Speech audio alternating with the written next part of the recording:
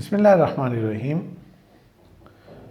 हमारे स्टूडेंट्स जब किसी प्रोग्राम में एडमिशन लेने के लिए जाते हैं तो एक प्रॉब्लम उनके सामने ये आता है कि अगर फ़र्ज़ किया कि उसने ये सोचा कि मैंने फ़लाँ सब्जेक्ट में मुझे दाखिला चाहिए, मसलन उसको साइकोलॉजी में दाखिला चाहिए। अब जब वहाँ पे उसने सूरत हाल देखी, उसने अपना मेरिट देखा, उसकी अपनी दिलचस्पी तो साइकोलॉजी में है, लेकिन साइकोलॉजी का मेरिट बहुत हाई हो गया। साइकोलॉजी में उसका दाखिला पॉसिबल नहीं है और साइकोलॉजी में जाना अब उसके लिए मुमकिन नहीं है। या फिर एक दूसरी सूरत ये निकलती है कि आपने बीएस कर लिया है। अब बीएस करने के बाद अब आपको ज़रूरत है कि आपने मास्टर करना है, एमएस करना है, एमफिल करना है। तो अब वहाँ पे प्रॉब्लम आती है कि कभी तो ये होता है कि कोई यूनिवर्सिटी आप वाले सेम सब्जेक्ट में वो प्रोग्राम ऑफ़र ही नहीं कर रही होती, या फिर ये प्रॉब्लम आता है कि जो यूनिवर्सिटी ऑफ़र कर रही होती है वो आपसे बहुत ज़्यादा दूर है और आप वहाँ पे जा नहीं सकते।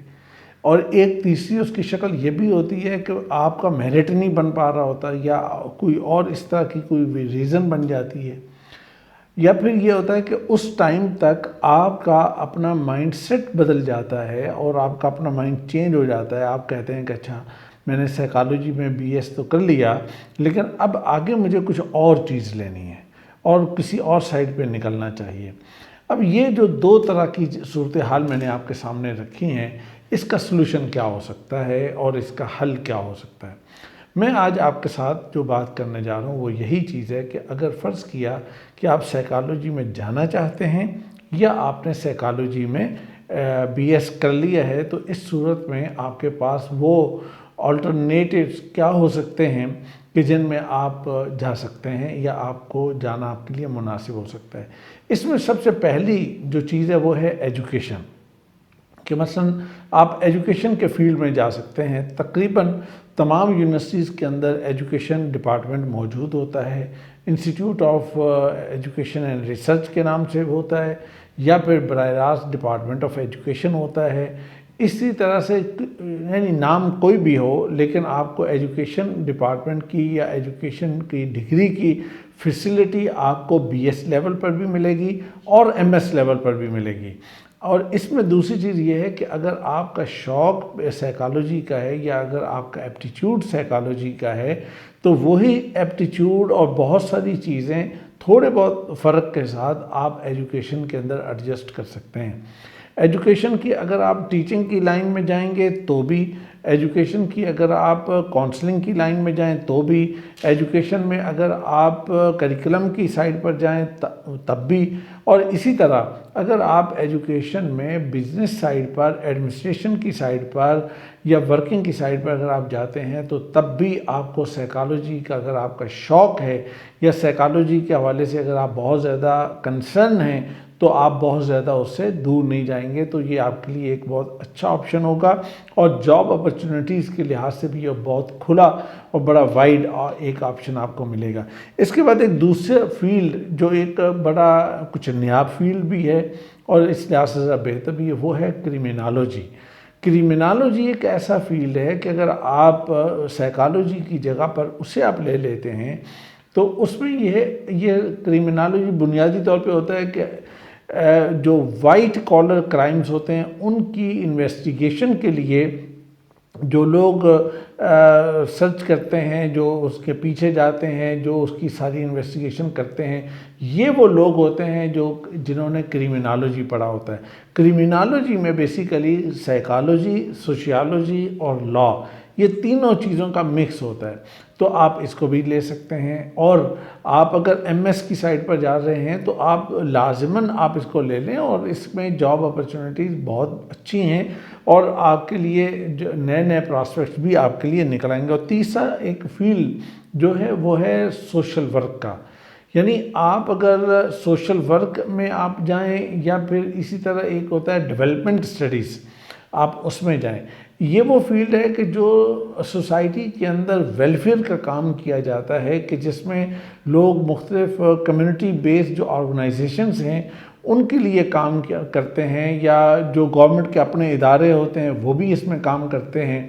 इसके अलावा ये है कि जो लोकल NGOs हैं, इंटरनेशनल NGOs हैं, या इसी तरह और जो छोटे बड़े इदारे यहाँ पर मौजूद हैं, तो उन सब के अंदर आपके लिए जॉब अपॉर्चुनिटीज़ भी मौजूद है, और वो लोग आपको प्रेफर भी करेंगे दूसरे लोगों पर, इसलिए कि आपकी बेस ये होगी। तो आप इस अंदाज से, अगर आप BS लेवल पर भी आपको अल्टरनेट की तरफ जाना पड़े तब भी ये अच्छा मजमून है, और अगर आप BS के बाद यानी साइकोलॉजी करने के बाद अगर आपको इस साइड पर जाना पड़े तो तब भी ये एक अच्छा अल्टरनेट होगा। इसके बाद एक और आपके पास एक बहुत अच्छा अल्टरनेट होता है, वो होता है कि आप अपनी स्पेशलाइजेशन बना सकते हैं एकेडमिक सपोर्ट या स्टूडेंट एडवाइज़र के तौर पर काम करने के लिए। तो उसमें ये होता है कि मसलन आपने अगर BS साइकोलॉजी किया है, तो उसके बाद अगर आप एकेडमिक, ये हर तालीमी इदारे के अंदर, मसलन आपने देखा होगा कि हर स्कूल में भी, कॉलेज में भी और यूनिवर्सिटीज़ के अंदर भी कोऑर्डिनेटर्स होते हैं, जो एकेडमिक कोऑर्डिनेटर्स होते हैं, जो दरअसल उसके जो करिकुलम है उसकी जो स्टडी स्कीम बनानी होती है कि हम इस तरह से पढ़ेंगे, ये चीज़ होगी, ऐसे एग्ज़ाम होगा, ये चीज़ असेसमेंट में आएगी और इस तरीके से हम इस काम को करें। ये जो सारे काम है ये बुनियादी तौर पे ये जो एकेडमिक एडवाइज़र होते हैं या एकेडमिक सपोर्ट देने वाले लोग होते हैं, ये लोग करते हैं।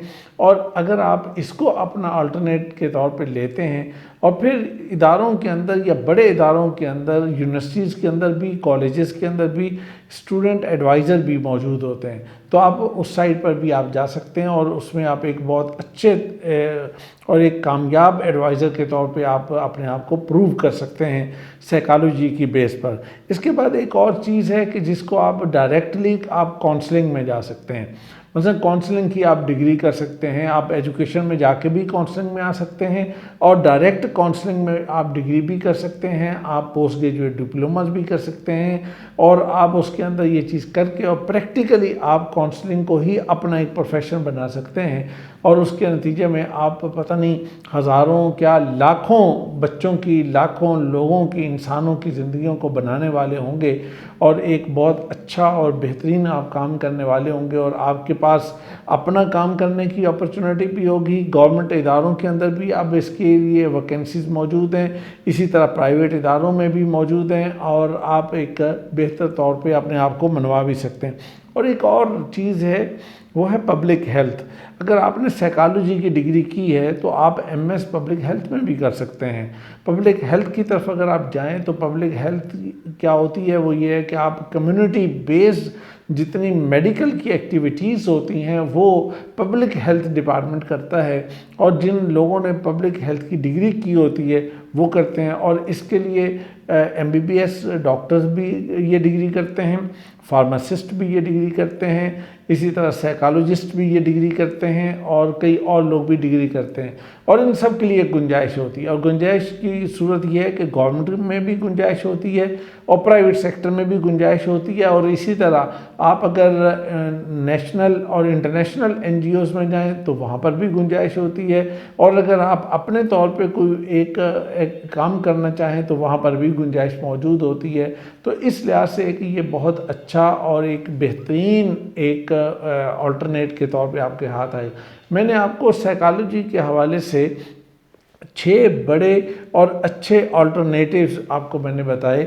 मेरा ये ख्याल है कि अगर आपने साइकोलॉजी में डिग्री की है या साइकोलॉजी में दाखिला लेने जा रहे हैं तो उस मौके पर आप लाजमन इन चीज़ों को, इन अल्टरनेटिव्स को सामने रखें, तो उसके नतीजे में आपके लिए आसानी हो जाएगी मेरिट को काबू करने में, अपने एडमिशन को सिक्योर करने में, और फ्यूचर में एक अच्छा और बेहतर करियर बनाने में। अल्लाह ताला आपको खुश रखे और कामयाब करे। अस्सलाम वालेकुम।